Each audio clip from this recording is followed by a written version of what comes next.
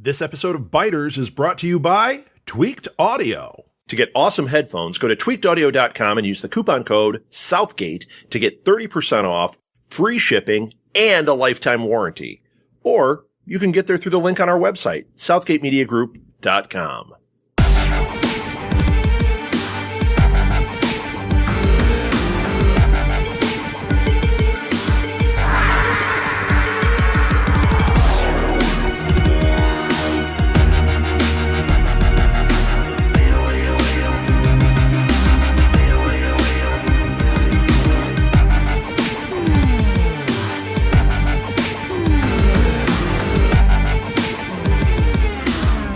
Hey everybody, welcome to Biters. This is Diane. And this is Marnell. Time to stir the beef! Hey, that was my point. Stir the beef. That was so funny. So I think you probably saw the episode of Talking Dead where Lenny James said that those two actors are so funny to work with. Yes. And like I said, I have been wanting to do Sarah as a featured cast member, but we keep having these one-off cast members that we kind of have to do because they're one and done. I mean, it's like the Marilyn Manson song, "We're killing strangers so we don't kill the ones that we love." Love that song, by the way, Marilyn. I could totally have loved Clayton, who, spoiler alert, that's going to be our featured cast this week. Oh, like I was really sad that the other guy died. That now I can't even remember his name. Quinn, thank you. I keep thinking it starts with a K. But Clayton, I mean, one, spoiler alert, he's the truck driver, which I thought Purvis was going to be the truck driver. And two, he's just such an accomplished actor that I'm sad that he was one and done. Yeah, me too. But we'll talk more about that, right? We will. So I tried to do numbers last week. I don't know if I did them any justice. They're kind of your forte. Well, I won't exactly say that they're a forte because they've been pretty skimpy, but I've got a little bit on those. But first, what was your rating? So my rating was 4.25 Moby Dicks. Okay, we gave it pretty similar ratings. Mine was a 4 out of 5, solid 4 out of 5, killer wheelchair modifications. I loved it. I did too. We have been wondering how he has gotten through the apocalypse unscathed in his wheelchair, and now we know. It is like the throne of 1,000 swords or whatever from Game of Thrones. I have got to tell you, I totally thought he was just going to use that rebar and the mirror and like stake the walker from behind, but no, he had the killer wheelchair modifications. Surprise! Sorry, you caught me with a mouthful of protein shake.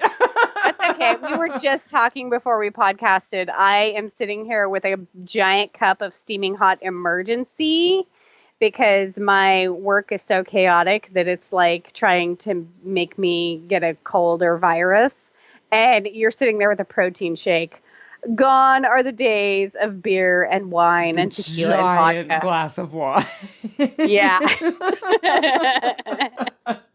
Which Phil said was as big as your head. It was. It holds an entire regular sized bottle and then some. Last episode, Phil and I podcasted, but you can also find the episode on Phil's Capes and Lunatics YouTube channel, and you can actually see us. So you can see my comedically large wine glass. Excellent. That could be a rating in and of itself. 4 out of 5 comedically large wine glasses. Right. I even have like a surprise one for our next one that we do one of the Marvel movies for. Excellent. And I told Phil, I was like, in like do a couple more of these, and it's just going to be like me with a boxed wine and a straw. And then it's just going to be me in a kiddie pool of wine. I like the kiddie pool of wine. That's a good image. Right? Shooing my dogs away. Right. Stop licking that. Get away from my wine. Well, so I do have a few numbers. Oh, good. And you'll have to excuse me. I am fighting a cold, so I probably sound a little froggy, and I may have like a weak cough while we're doing this tonight. Yeah, it's like cold and flu season in Alaska. It totally is. Which is basically zombie apocalypse season. I feel like the zombie apocalypse has hit me. I do. Mm-hmm. It's horrible. I'm trying to avoid it. So, what are the numbers? The numbers. So I found the numbers for the week for that episode. It did not make the top 25 for overall. It was beat out by newscasts and the funeral of John McCain, all of which I thought was incredibly depressing. And Aretha Franklin, I'm sure hers. So I wonder if I didn't look. I didn't see specifically if her funeral was listed in the top 25 or not, but it wouldn't surprise me. I will bet that this is really a morbid thing to like bet on or speculate about, but I will bet hers beat John McCain's. Like if you were to air them on different channels, I think that hers would get more viewers. You're probably right. Yeah. So we did, however, see ratings for the 18 to 49 group that were pretty good. It was 18 in the 18 to 49 group. Not bad. And there were 614,000 viewers in that age group on the same day. God, that just doesn't seem like a lot. I know, it doesn't, but I think it's still doing well. And you mentioned last week, and it's true that it's already signed up for a season 5. Mm-hmm. So I think it's doing well enough, and I think that the crossover stuff is going to be enough that we're totally going to see another season.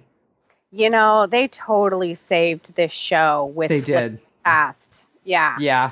With this season, they absolutely saved this show. Yep. So that's awesome. I'm enjoying it. I'm loving it. And I love speculating and seeing the speculation about future crossovers or my speculation of just combining the two shows moving forward. I think that would be super interesting. It totally would.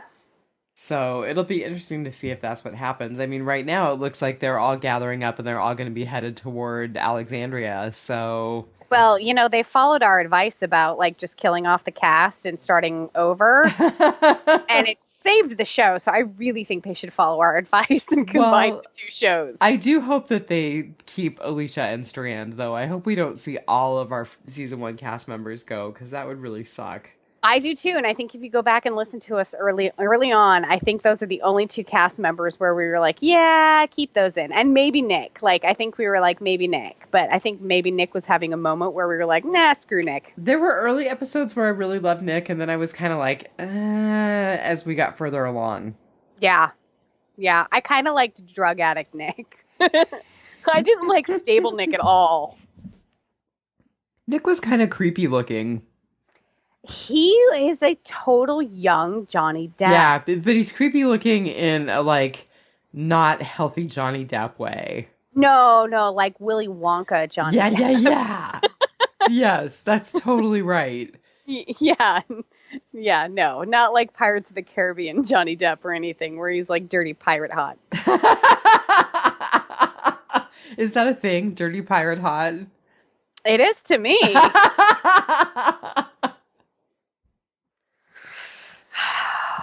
So, just so people know, we are podcasting Fear the Walking Dead Season 4, Episode 13, entitled Blackjack. Yeah. So, of course, the name is kind of self-explanatory. Well, did you catch it? Because it was I thought it was a little bit subtle if you weren't paying attention to last week, because I don't think he mentioned the word this week. I think he did when he was telling Strand about the Blackjack candies. Okay, did he actually say the name of the candy? Because I have to crank it up. This is how old I am. I have to crank it up so freaking loud to hear. I was going to ask you about that. So I actually wrote down sound ? So has your sound improved, or is this just an AMC thing? I think it's an AMC thing. Okay. Yeah, no, my sound is not good. I'm like, I need to be recording this with captioning.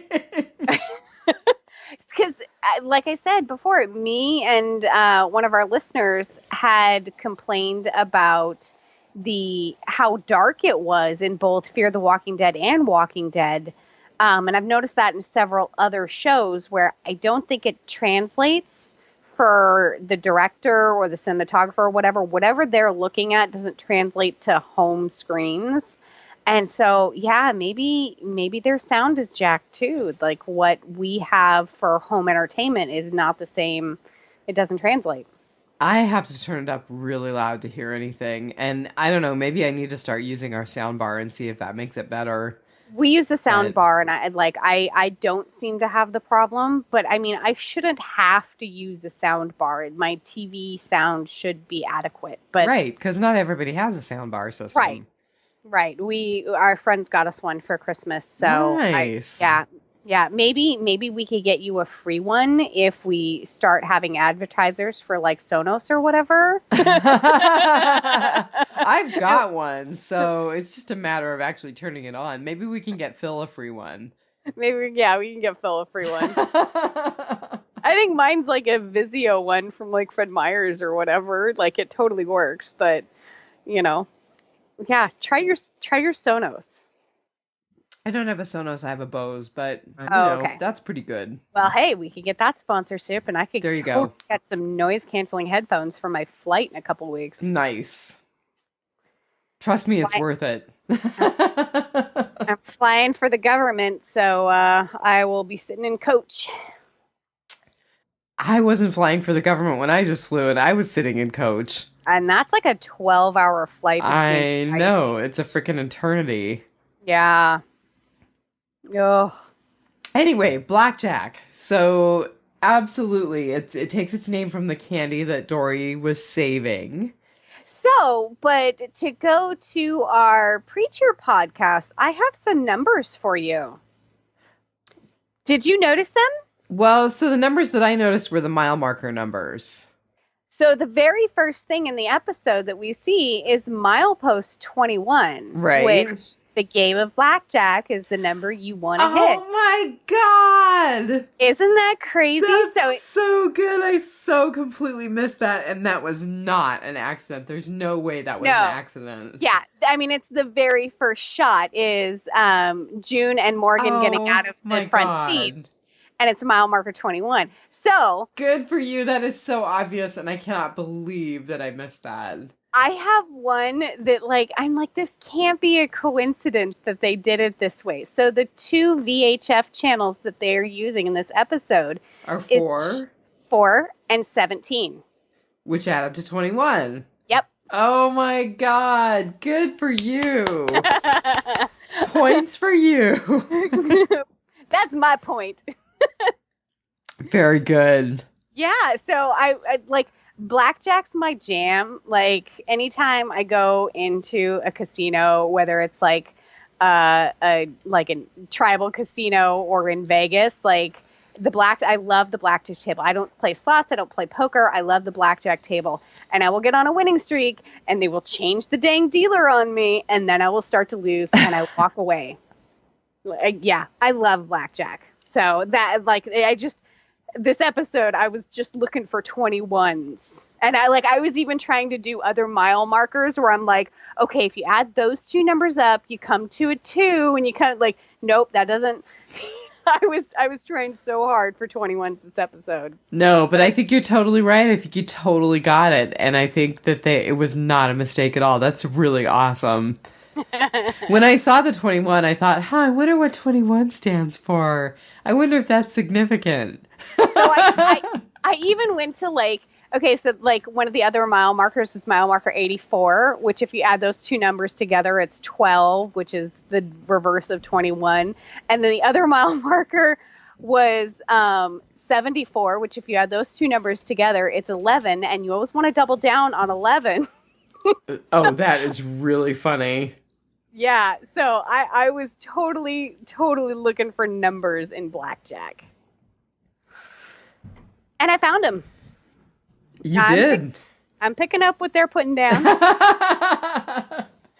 Well, I just got stuck on the candy itself and Dory saying that it's the little things like these that make you keep fighting. Yeah. So, but I looked at an article about this episode and this season, and they were talking about like how much darker it's gonna get. And they were talking about the symbolism of Dory like giving up and eating that piece of candy during this episode. Well, Strand was bringing him down so hardcore. So the thing that's really interesting is this article, which is on Econo Times. Who reads Econo Times? I just Googled Fear the Walking Dead and found it. Anyway, it said that basically it's going to get really dark and it's going to take a long time for him to be able to get his optimism back. So they specifically focused on Dory and on that loss of hope that was shown by eating the candy in this episode. Aw, that's kind of heartbreaking. It is. John's been kind of our optimistic rock. Well, you and Phil were talking about how June was becoming the moral compass, but I still think that Dory is our moral compass. Yeah, that's true. So... Well, thankfully we have several slight moral compasses, so we're still killing strangers. How are you a slight moral compass? 'Cause you're a moral compass that's easily swayed? There you go. There you go. I think everyone was looking for their moral compass, and I will talk a little bit about that as we get into our goods, bads, and uglies. Ditto. So our writers were Ian Goldberg and Richard, I'm probably going to blow his name again, Naing, Naing, and they have both written episodes for this season. So we've talked about them both before, but what I thought was really kind of cool is that they worked together on a movie called The Autopsy of Jane Doe. Ooh. And they've got a new movie coming out that they both worked on, that they wrote with another writer, called Eli, and it's in post-production, and it's a horror movie, and it says a boy recovering for treatment for his autoimmune disorder discovers the house he's living in isn't as safe as he thought. Oh, crazy. So that sounds kind of creepy, but I thought it was neat that these two guys have obviously worked together on projects. They've worked together on other projects, and here we have the fruition of them working together on Fear the Walking Dead. Oh, I'm all about the horror movies too. Dang. Right? So you'll have to watch Eli and let us know how it is. Oh, and it's got Lily Taylor in it. Oh, I love Lily Taylor. Yeah. I didn't look at the cast, so I didn't realize it had Lily Taylor. She's really the only one I recognize right off the bat, just off name recognition. She's pretty awesome. She is. I loved her in 6 Feet Under. I loved her in, oh my gosh, Say Anything, the John Cusack movie. Way back, Mystic Pizza with Julia Roberts. Oh my gosh, Annabeth I can't even remember Mystic Pizza. I mean, I remember the name, but I don't remember the movie at all. Isn't that terrible? And then the Robert Rodriguez Quentin Tarantino film Four Rooms, which was based off of the the bellhop with what's the comedian that does the March of Dimes? Lou Gehrig's disease, something like that. Are you thinking Jerry Lewis? Jerry Lewis, yeah, the bellhop with Jerry Lewis. So Robert Rodriguez and Quentin Tarantino did a film that was loosely based off of that. Oh my God, did they really? Lily Taylor, Madonna, and a couple of other really big name women played witches who rented a room for the night. And basically the movie is just about crazy things that happen to this bellhop, and they're all set in individual rooms. Oh, okay, that sounds weird and good. Yes, Lily Taylor is in it, and she just, I mean, it's literally, she probably has 10 minutes of time and 5 lines, but the movie is just, it's amazing. Huh. Yet one more thing I have to look for. I always say I'm going to look for these things, I'm going to watch these things, and then I never do. I feel like I'm just drowning right now between work and trying to stay up on the couple of episodes of this series. And I can't believe that Walking Dead is coming back on October 7th. I know. It's just crazy. Mere weeks away. Right? I mean, literally 2 weeks away. I can't even. 3 weeks, but yeah. It's crazy. Well, so our director was, let's see, a guy named, and I'm going to totally blow his name, Sharat Raju. That's what I would have said. Okay. Yes. So it's an Indian name, but I looked him up and he grew up in Illinois. So. Okay. Yeah. He's probably like first, maybe second generation. Right. I think he's probably second generation. And his brother is a reporter for CNN. And he was actually, before he became a director, a reporter at the University of Michigan and then in Northern Illinois. Huh. So he's got news in his background. Yeah, he actually has a directing credit for something that I really want to see. The Worst of the Worst, Portrait of a Supermax Prison. It's a documentary short. He co-directed it in 2012. Oh, that sounds really depressing. Having worked in like a moderate security security prison, that just sounds depressing. I know, it does, but I'm like super interested in that kind of stuff. Netflix had a series where a guy like would spend a week or two or something in like the world's like most infamous prisons, and it wasn't always bad. It like the one in Mexico was just a supermax where everything was like super regimented and locked down because it had cartel people, and the warden of the prison didn't like they like nobody knew his wife's name or if he had kids and how old they were or whatever. He didn't even live in Mexico. He lived somewhere in the US and he would like commute week on, week off or something. Like it was just super secretive and regimented. And then he did one in like Poland or something where, no, maybe it wasn't Poland. It was probably one of those Scandinavian countries where they have free healthcare.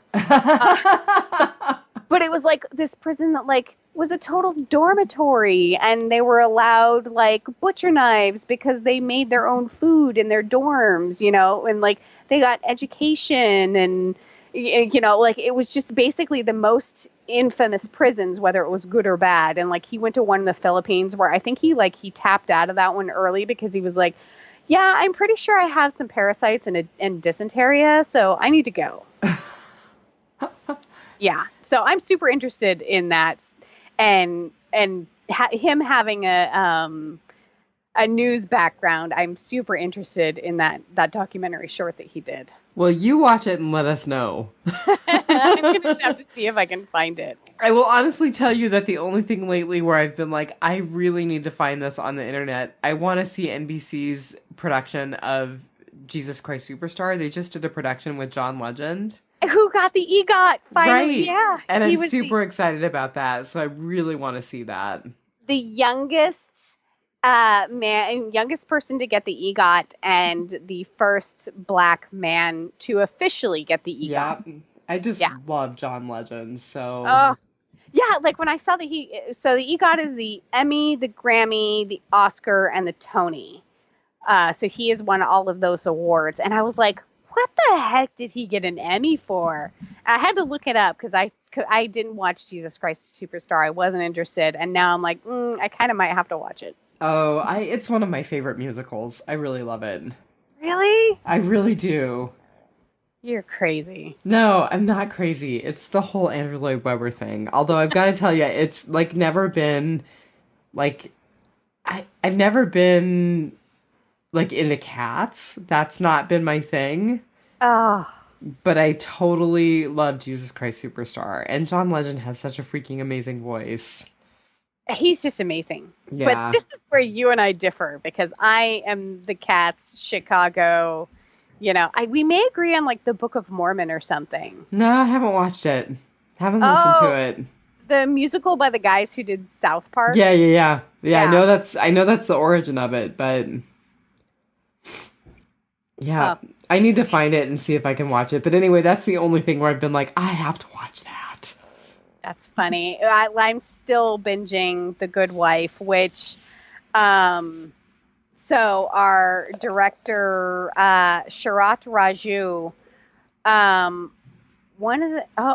I guess it's our featured cast member is actually in something that's coming up that's got some Good Wife characters in it. Our director has other credits for Scandal, which I have obviously heard of, but I haven't watched. American Made, which I'm not familiar with, and The Designated Survivor, which I've heard of. Designated Survivor, I have watched the first 2 seasons. I absolutely love, and Netflix just picked it up for its current season, so I need to catch up on that.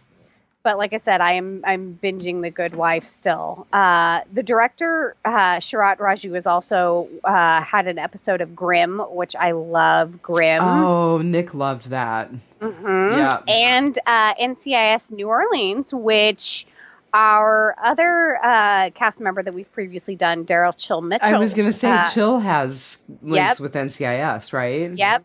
Yeah, he does. NCIS New Orleans. So they have worked together previously. And then Once Upon a Time, he directed 2 episodes of that. And Sonequa Martin Green was in 7 episodes of that. I don't know if it crossed over. I didn't realize that. Oh, I dug deep for that one. So, looks like he's got 3 episodes of Criminal Minds, which I loved that show. And he's got something in post-production called Born Positive, but it's a short. So I don't know if it's going to be released on film or on the internet or on TV or how that's going to work. So, but he is definitely done a lot of things that I have watched. So, and I love this episode. There's a lot of links between AMC Productions and Once Upon a Time. It seems like we see a lot of folks who've had credits for Once Upon a Time. Okay, so why I saw that credit and dug deep for the Sonequa Martin Green. Yeah, I don't know what is with those 2 shows, but they seem to cross over a lot. They do. Yeah. Yeah. I agree. Yeah. So I really enjoyed this episode. I gave it a pretty high rating as far as Fear the Walking Dead ratings go for me. And I love the new blood for our cast members, our directors, our writers, everything. That's one of the things that I really have to say about Fear is that they're really taking a risk on different directors, different writers, and I like that. Yeah. And I mean, it's the whole Fear the Walking or the whole Walking Dead universe is such a springboard for everyone involved that I'm just so happy to see them taking risks like this, and I think they're working out great. Well, they definitely are. You know, it's funny because I was listening to you and Phil kind of trash talk the first 3 seasons a little bit. No offense to either one of you. And I really felt like that there were good moments in all 3 of the first seasons, but this season has really been the best for this series. You know, and I think, you know, it's really hard, especially in those first 3 seasons, it was really hard to not compare it to Walking Dead Prime. And then I think we mentioned in the first couple of seasons that they kind of build it as The Walking Dead on the water. And we spent so little time on the ocean that it was just like, well, I was sold a bill of goods and now there's this. And, you know, and it's interesting that you bring that up because I have not been comparing it to Walking Dead as much this season. And I don't know why. But maybe it's just because it's become so satisfying on its own. I think it was... No,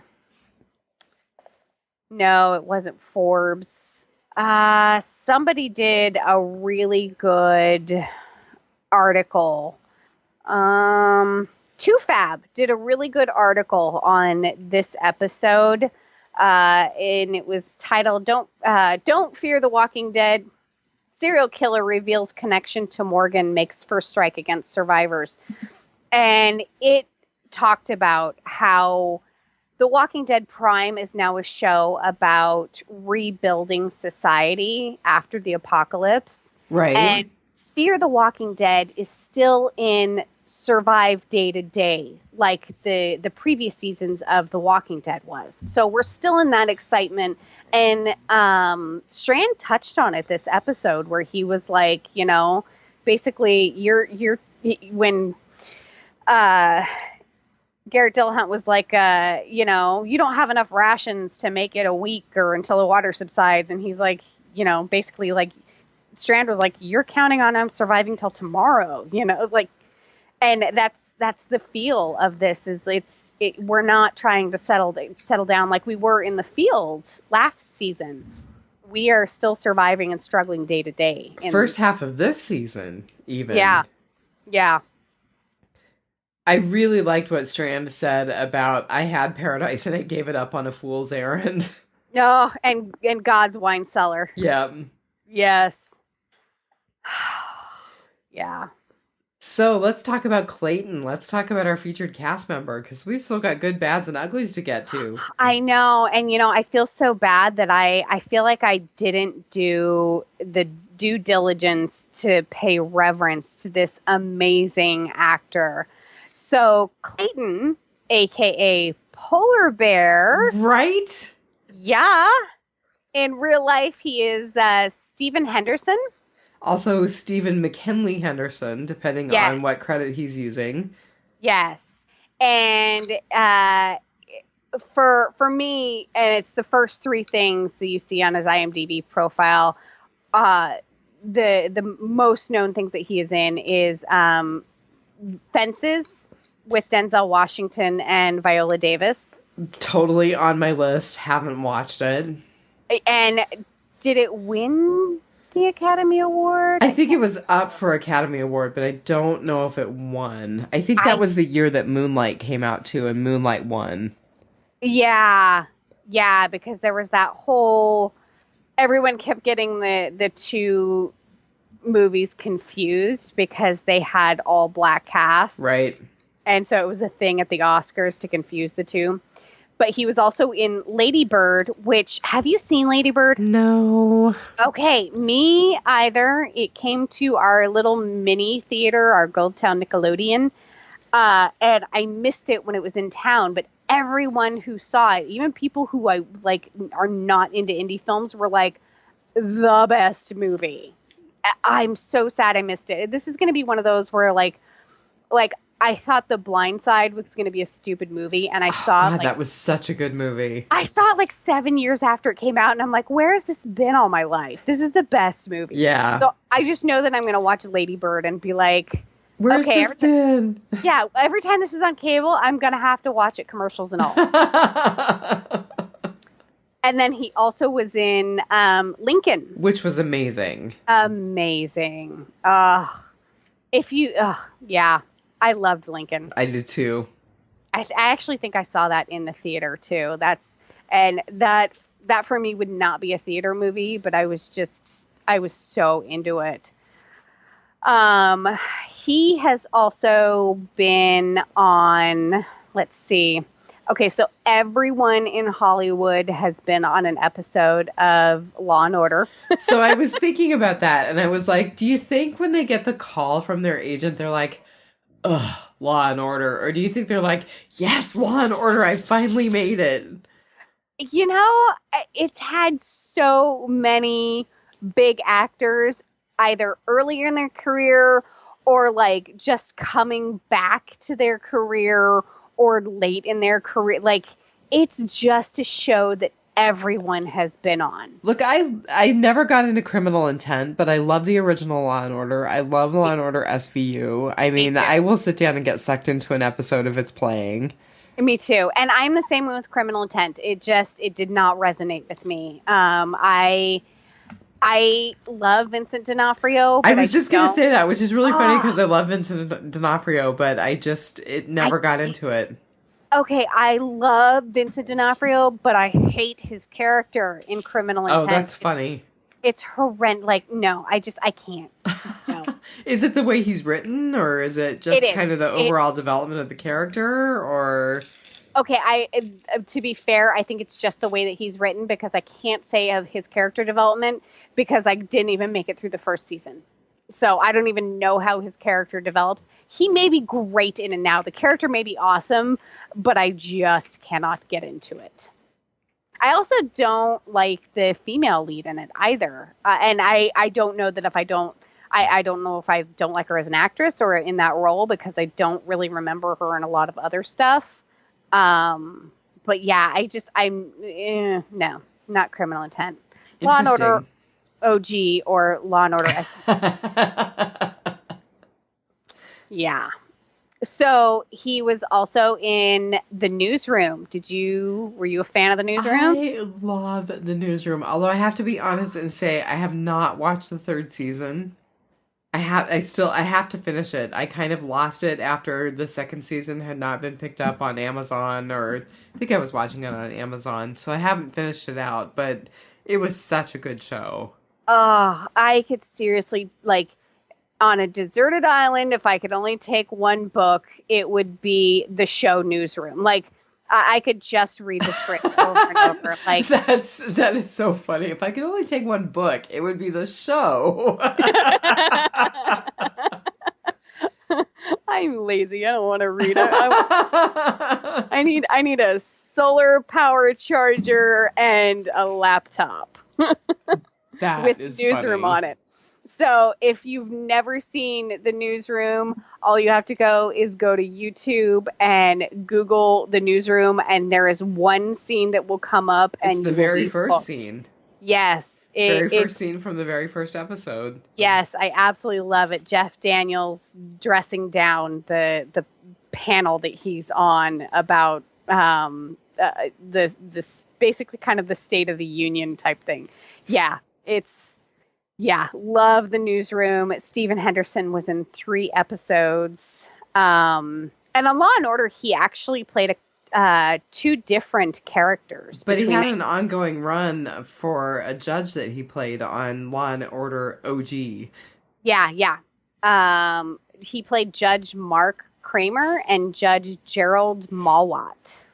So I don't know if they were identical twins separated at birth. I'm thinking not. I'm thinking lazy casting. Yeah, so much time has passed where we were like, 10 years. He looks like a different guy. We can totally get away with it.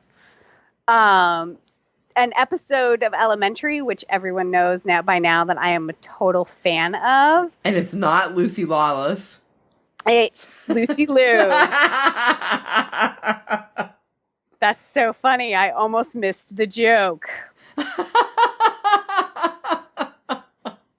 Totally funny. So he's also in a show that I really, really need to watch called New Amsterdam.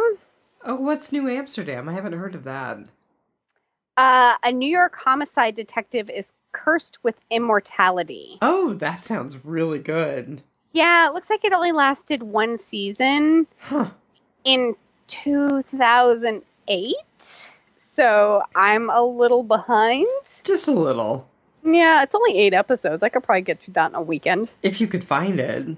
Yeah, that's very true. It's probably on Netflix. Netflix is the savior for everything. But so Stephen Henderson is actually big on stage, and the character that he played in Fences, he also played on the Broadway version, the stage Fences. Oh, that's cool. I didn't know there was a Broadway version. There was, and Denzel played his character on Broadway also. I did not know that. Yeah, so that's where he usually goes back to, and that seems to also be a reoccurring theme with AMC, is they take a lot of people who are big on stage. So we have that with Betty Buckley. Right. Yeah, she's currently in Hello Dolly, and she was a lead character in Cats, and she's on the AMC show Preacher right now. So that seems to kind of be a reoccurring thing where they take stage actors. But so he's actually in. Oh, now I'm not going to be able to find it. There's a Dracula musical. Oh my God, that is hilarious. He appears as Van Helsing in the Broadway production of Dracula, the musical. Oh my God. I know. I'm like, God, I need to go to New York for like a month and just watch Broadway and off-Broadway. Okay, so one of the things that I love about doing these kind of one-off featured cast members is you find out stuff like Dracula, the musical. I know, right? There was another one that we heard about. Oh, it was Carrie the musical. I can't even remember that. I remember talking about it. I can't even remember who was in it or why it came up. So it was Betty Buckley, and she played the teacher. Yes. No, she played the teacher in the movie Carrie, but she played Carrie White's mom in the Broadway Carrie musical. Good on you for remembering that. Oh, my brain is full of useless knowledge. Oh. So just one last thing. I like Stephen Henderson. I can't find any social media for him. He is 69 years old, so I'm sure he's not big into the Facebook or Twitter or Instagram or anything like that. And he has got a lot on his plate. He has been nominated for a bazillion awards. He has won a couple, a few that aren't even on his IMDb awards list. But he did win the awards circuit community for Lady Bird, Best Cast Ensemble. He has been nominated for an ARP Movies Grown Ups Award, Black Reel Awards, Gold Derby Awards, Online Film and Television Association, Santa Barbara International Film Festival, Screen Actors Guild Awards. He's been nominated twice, once for Lady Bird and once for Fences. Cool. So, I mean, this guy, I don't, like, was he just bored? And they were like, so, we're going to give you about 20 minutes screen time in one episode of Fear the Walking Dead. What do you say? You know? Or one of the directors or someone on the cast was like, hey, this is the guy who needs to be Polar Bear. It sounds like from Talking Dead that he and Coleman Domingo know each other. And, you know, like I said, he and Chill may have worked together on NCIS New Orleans. So it is a small world. It's a very small world. And I'm so happy that Fear the Walking Dead is pulling in these amazing cast of characters like Stephen Henderson and Daryl Chill Mitchell and June. She has Jenna Elfman. Jenna Elfman, thank you. It's just too many names. And Lenny James, keeping Lenny James in our hearts and on our screens. The crossover to end all crossovers. Yeah. Yeah. So, Stephen Henderson, like I said, I feel that I did not do my due diligence just because he is so amazing. His Wikipedia is far more extensive than his IMDb. If you are interested in anything that he does, go there and read about the man's life and body of work. So, Stephen Henderson. Well, I'm just excited that we had a chance to look at his body of work just a little bit because he was a very interesting guy. He was. And, you know, now we know who Polar Bear was. Right. Which I thought was super cool. Yeah. So really quickly before we get into our goods, bads, and uglies, do you have anything specific for Whisperer's Corner? I do not. So I kind of do, and they're just little things, but like I've been watching the ads, the trailers for Rick Grimes' last episodes of Walking Dead, and it's been breaking my heart. And see, I haven't. I have not seen anything since like the initial teaser trailer that lasted like 7 minutes. Well, and then you said though that you had read that article where they were like, AMC has turned Rick Grimes' last days into a marketing ploy. Yeah, so Forbes magazine has, the headline is, Rick Grimes leaving has turned into marketing for The Walking Dead Season 9. I really hope they don't kill him. I hope they phase him out some other way. I hope they don't kill him, because I just don't know if my heart can handle having Rick die. What do you think, Matt? He and Madam Trash Heap abscond in the helicopter? No, so in the comic book, spoiler alert, this has only been a little while, but Michonne actually disappears for quite some time, and I'm wondering if maybe they are writing that as Rick's arc. Maybe. So the other thing, though, is that one of the things that I looked at is that they keep showing these images of, like, some of the original characters, and Maggie's hair is really long. Oh, wow. I really was like, need to go watch the trailers. Well, and I was like, is there a time jump? And I looked at an article. I found an article on, let's see, another site that I would not find if I hadn't just Googled it, IGN. And it says that there is a 1.5 year time jump. Yeah, I just have not. I'm an accountant by day, so by the time I get home, my brain is so full of numbers. I have not figured out the crossover that we would have to do and jump forward or backward. Right, to get our people on Fear into Alexandria to, right? Right, yeah, like I said, wibbly wobbly, timey wimey, I just can't wrap my head around it. Well, so it looks like there is a big time jump, and Angela Kang says basically that we will see a different side of Negan because he's been in solitary confinement for essentially 1.5 years. I have feelings about that. So it's going to be really interesting. Yeah.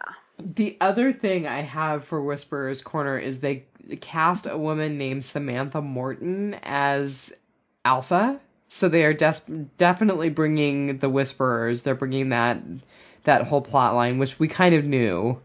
Yeah, from one of the final scenes of the season finale. And if you look at her IMDb picture, she is like the perfect Alpha. Oh my God, they did such a good job casting her.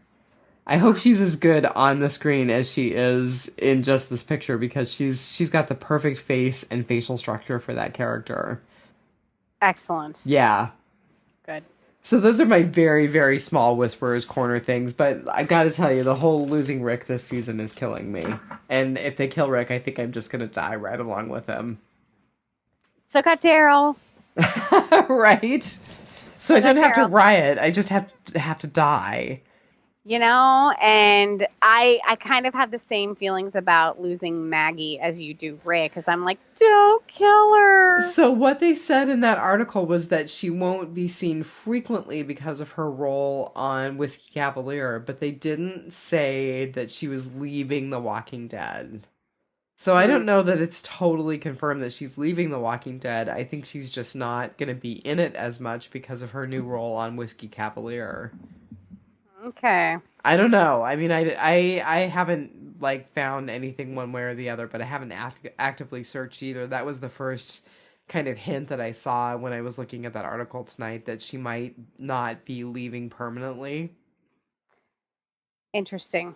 There's a big arc for Maggie in the comic book, so they're going to have to figure it out. They're going to have to give it to Enid or somebody like that if they don't keep Maggie. So yeah.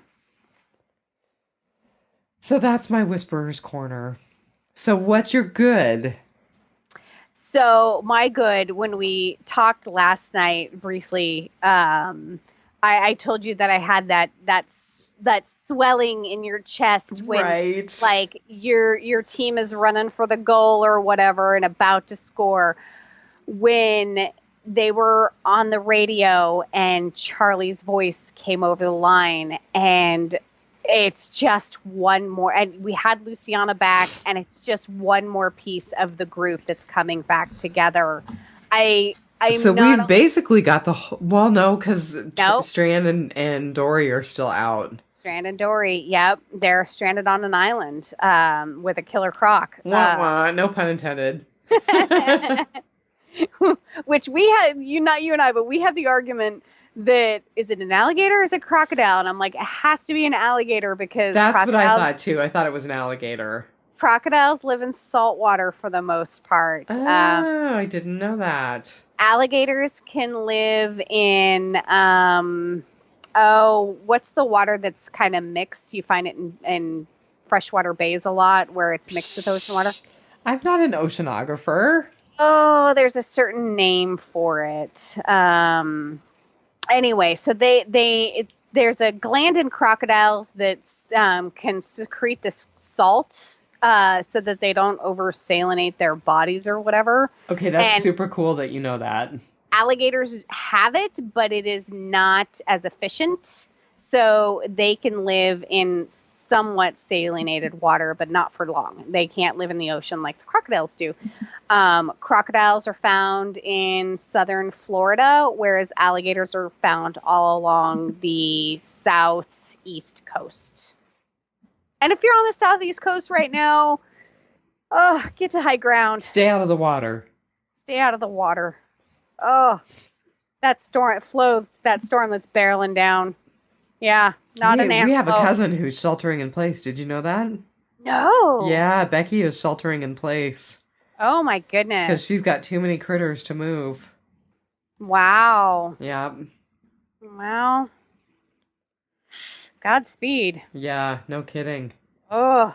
So yeah, my good was we are getting the group back together, and we're not doing it over an entire dang season. We are doing it in like 4 episodes. It seems like we are getting a group member or a pair back every episode. And this time we almost got to like 1.5. We got Luciana back, and we are in contact with Alicia and Charlie. So we're only 10 miles from them, but it kind of sounds like Filthy Woman, who I still hate that name. Sounds like Filthy Woman is barreling down on them like a hurricane. So I really think that we're going to get back together, and we're just missing Dory and Strand. But I was so excited when Luciana got back. Yeah. And then Charlie and Alicia are so close, because I know it's a plot device, and it drives the story, but having everyone separated and coming back together over an entire season is just so tired. I'm done with it. Like, well, we've seen it many times. The storm scattered us. Now let's all get back together. They're obviously, so I actually did a little looking up when I figured out that they were on VHF. And that article that we talked about by Uprocks, where they were talking about how they, how are they communicating and blah, blah, blah. VHF has, depending on if there's obstructions, like buildings and mountains and stuff, it has between a 3 and 15 mile range, and even a little higher than that sometimes, especially since the truck is running whip antennas. So a lot of the VHF that they're using, they're all probably within 20, 30 miles of each other. So we're not that spread out. So it should not take a season for us to get back together. I mean, I can walk, to the glacier and back in, an afternoon, like in under 4 hours. And that's like 5 to 7 miles. So, and that's walking. That's the lazy couch potato walking her dog. But you have to walk in the right direction. You have to all be some of the group has to be stable or static, because if they're all moving, there are variables. Okay, so I will give you that, because Morgan said he would have to turn around to come back to Charlie and Alicia. So he was obviously, I think they were headed in the same direction, but it just seemed like obviously they were going faster than Charlie and Alicia. But yeah, there are variables. They all seem to be on the same road, except for Dory and Strand, who were not on a road. So yeah, my good was we're getting the band back together. Yeah, I agree. That was definitely a good. Well, my good you already brought up, which is that Clayton was Polar Bear. Yay! I'm glad that we have the mystery of Polar Bear solved. I'm super, super sorry that we met him and lost him, because he seemed like he would have been a great character. But we got his journals. Yes. Which I thought was a really neat touch, that Al was like, are there any more of these? And in fact, there are. And Luciana was able to bring them back to the group. And, it was he wanted to do good, but it was almost like a reward that she had been willing to go out on a limb and do this last thing for him, that she got the books, and not, I mean, how many people that are going to rifle a car for supplies are going to take these books? Right. Where in lies, maybe your salvation. It's a roadmap to supply drops. And so, yeah, I mean, just goes to show you good deeds. And playing Walking Dead Our World, you and I know how important supply drops are. And rescuing survivors.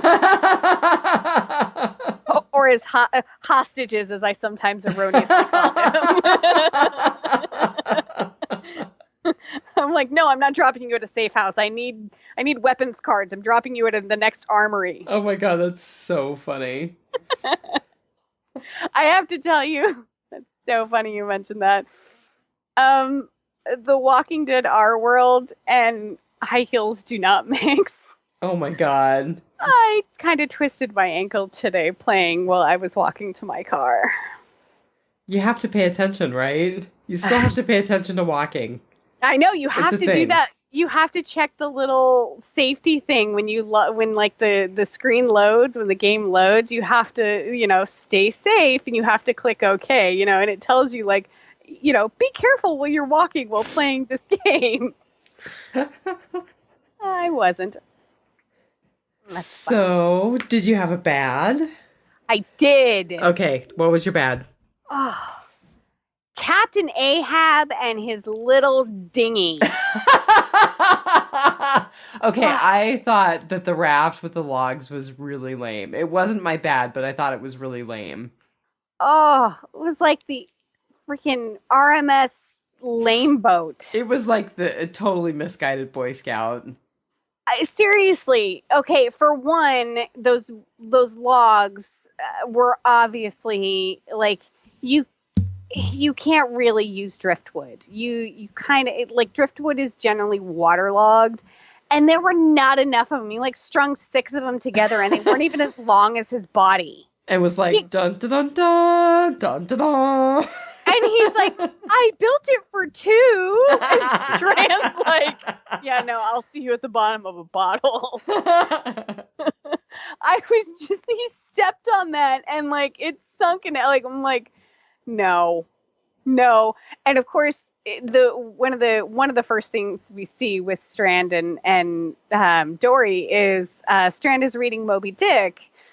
And in Moby Dick, Captain Ahab's leg was taken by the whale. Right. And so when Dory stepped on the boat and sunk and that crocodile was coming up, I was like, oh my God, I was like, this is either going to be Captain Ahab or he is going to be like Captain Hook and lose a hand or something, because somebody is still supposed to lose a hand in the Walking Dead world. And I was just like, I was just like, he's going to lose a limb to this crocodile on that stupid raft. So I was just like, no. And then when he did the camper shell, I was like, it's kind of better and it might have worked, but not for 2. I mean, I know he was he was just about spitting distance from the next shore, but nope, just don't. So my bad was related, and I'm a little confused. Tell me again, are we talking crocodile or alligator? Because I thought we decided it was an alligator. It's an alligator. Okay, it's an alligator. I just thought that was lame. I know it was totally a plot device for keeping Dory and Strand stuck on the island, but it was lame. It kind of had a Jaws feel to it. It really did, especially when they were out in the middle and who did not think when it rammed the camper shell, when it rammed it, you're like, we're gonna need a bigger boat, right? Totally Jaws. Yeah. So it was kind of the Franken zombie getting electrocuted by lightning moment in this season. I was like, oh, okay, I didn't really need the alligator. Yeah, like for me, I every once in a while when I'll flip through the menu, I'll come across like the Sci-Fi Channel, and it'll have like Gator Croc or Dino Croc or Gatorsaurus, or like there's always some like kind of Sharknado-ish, but with alligators and crocodiles, and it's really horrible CGI, which, not that they had to show a lot of the crocodile, but like I flashed to all of those movies that they keep doing on that show for the pure campiness shtick of it. And I was just like, yeah, this better just last one episode. Yeah, I hope so. I hope they don't bring it back because it was pretty lame. Yeah. And it's brackish water. Alligators survive in brackish water. Yeah, so I will give you I'll give the alligator a few points back because you taught me about crocs and their little gland for salination, but that's all. Well, and if they can get that sucker onto land, we have the advantage on land. Crocodiles and alligators have the advantage in the water because they can swim between 15 and 20 miles an hour, which they can do about 8 miles an hour on land. So we humans could outrun them, and they can only go short distances on land. They got those tiny little legs. And Strand would totally rock a pair of alligator boots. Oh, that would be awesome. If he comes walking up to mile 54 next episode in some gator boots, I'll dig it. Like, it will take time to tan that hide and turn him into boots, but I will totally buy into that timeline. I'm right there with you. At least a belt. Or some wicked 80s, like Crocodile Dundee, like head strap. Yeah. I loved his theme music on The Walking Dead, on The Talking Dead, where it was the Shaft, where they were like trying to be like Shaft, but it was Strand. I totally admit I only watched part of Talking Dead because that's part of my life right now, is I only watch part of things unless I'm obligated to podcast them. Oh, well, I only half paid attention, so that's fine.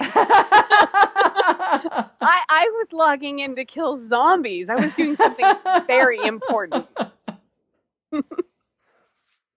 All right, tell me you're ugly. My ugly, and so one of our podcasting friends, Charles Skaggs, did not have anything good to say about the Polar Bear Luciana storyline on Twitter. Shout out to Charles Skaggs. But I loved it. Like, the last we saw of Luciana, she was in a melancholy stupor, like that was going to get her killed. And then she chased Charlie and the storm happened and it was like, what's going to become of Luciana? And this was her finding a purpose again. It seemed to be a very cathartic and closure for watching Nick die and not being able to do anything for him in his last moments. And she was able to help out Clayton in his last moments, even if, the outcome wasn't what she wanted, it brought her back around. And the good thing that she did for him helped her and it helped the group. And I absolutely loved the storyline. And like her making the beer cold was just the cherry on top. Cool. Yeah. He's like, the look on his face, like the actor is so amazing. The look on his face was he got it in his hand and like the way he looked at her was like, oh my God, what's wrong with it? And he's like, it's cold. My heart just exploded.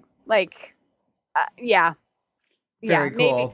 Yeah, so my ugly was a good ugly. I loved the storyline. I'm so glad it's not super depressive Luciana anymore.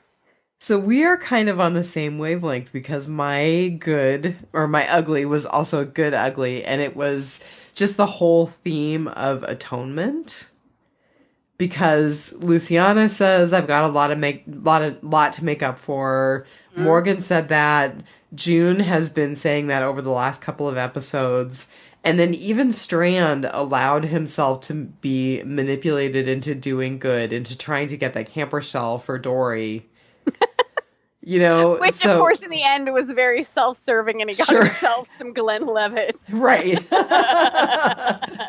But the thing is there, just the whole theme of I have to make up for things that I've done. I have to be better. I have to do better.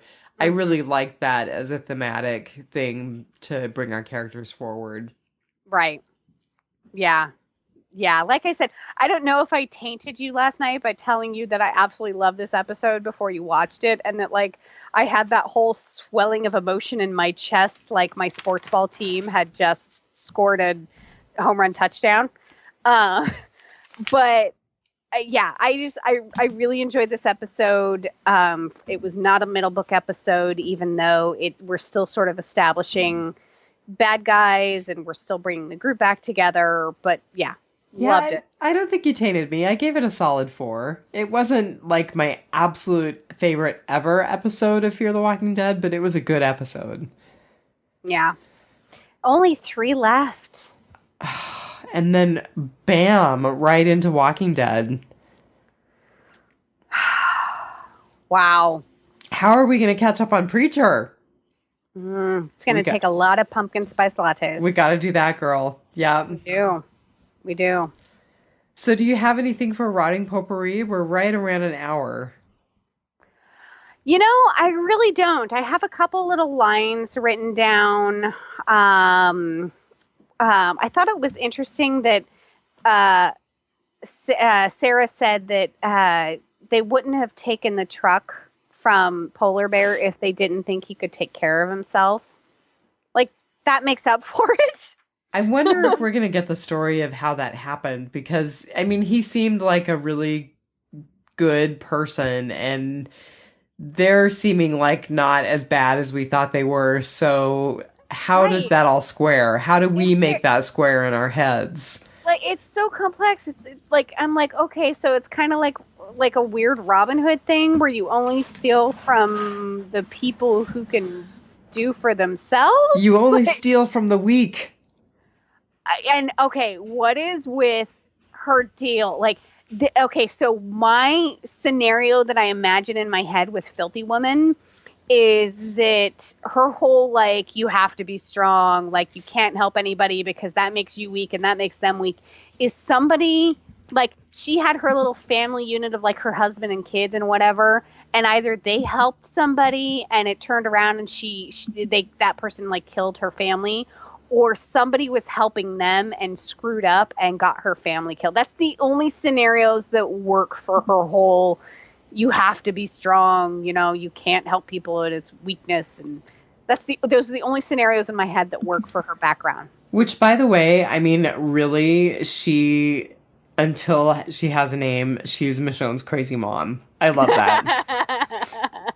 I just, like, Filthy, like I said, I was talking to Di last night, and I was like, Filthy Woman just implies, like, some, like, overtly religious, like sullied woman to me. Like, I don't, just the Filthy Woman thing, it doesn't jive with the uber feminist in me, even though I know that they mean it in that, like, she is, like, dirty, like, she needs a shower, like, just a makeup wipe remover on her face and she'd be okay, but I just, the name, the governor, it commands some respect. And even Negan, even though that was his name, the characters, and people who didn't know the comic were just like, oh, that's a really cool nickname. And Filthy Woman, we're calling her Filthy Woman. Yeah, filthy just has other connotations. I think you're exactly right.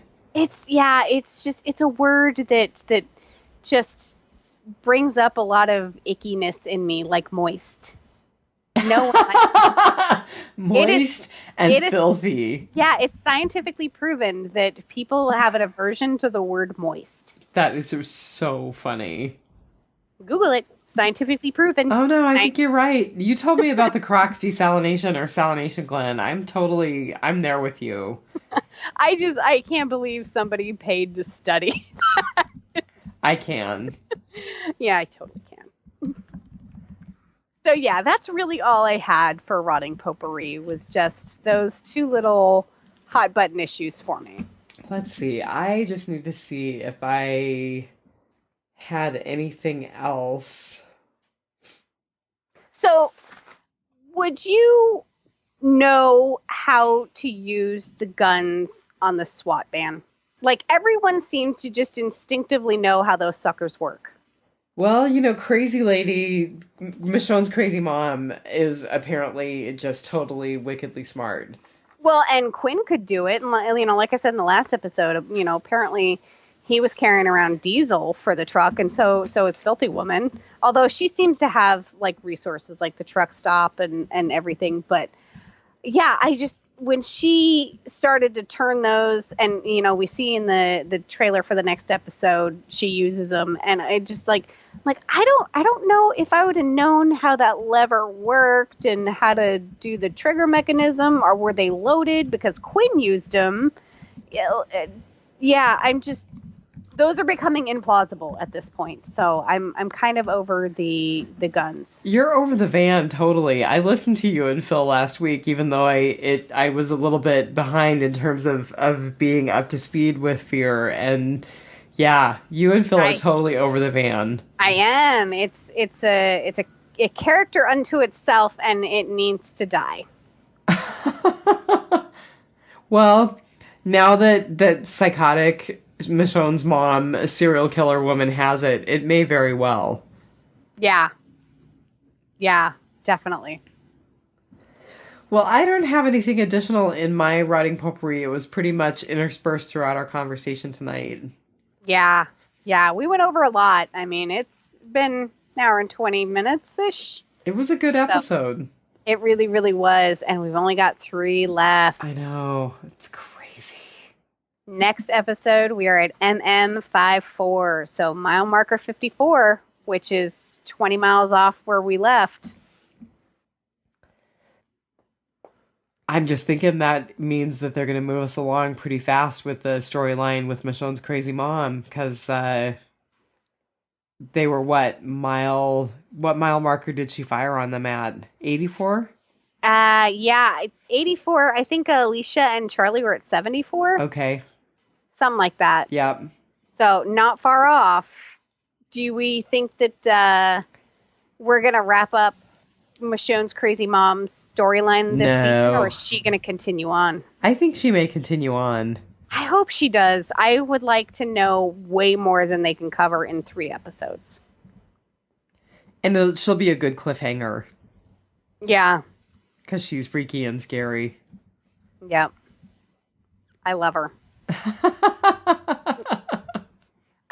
She, like I said, she, going back to Pirates of the Caribbean, she reminds me of Calypso. She does. I can totally see that. Yeah. So, and maybe that's me just like not wanting to call her Filthy Woman. I keep projecting other characters onto her, like Michonne's crazy mom or Calypso or, not Filthy Woman. I like crazy serial killer lady better than Well, hopefully they'll give us a name here soon so we can stop referring to her by different adjectives and actually give her a name. Oh, why not? Like, Jenna Elfman's character has like 5 names at this point. So multiple adjectives, fine. Yeah. My favorite, what did he call her? He called her Cipro. Right. Quinn called her Cipro. I love that. That's like, I think that should be her name from now on. Cipro, Momo, Jimbo. Everybody has to end in O. Oh, yeah. Yeah. Awesome. Well, until we make it to mile 54. Just remember. Take it. One dead day at a time. Very good. That was very close. That was pretty close to being in unison, man. Maybe we should go more episodes without breathing. That's not gonna happen. Because my immune system's back up. Pop that bottle, baby. I obviously need to drink protein drinks. All right, everybody, have a good week, and we'll talk to you soon. Have a good one. Bye.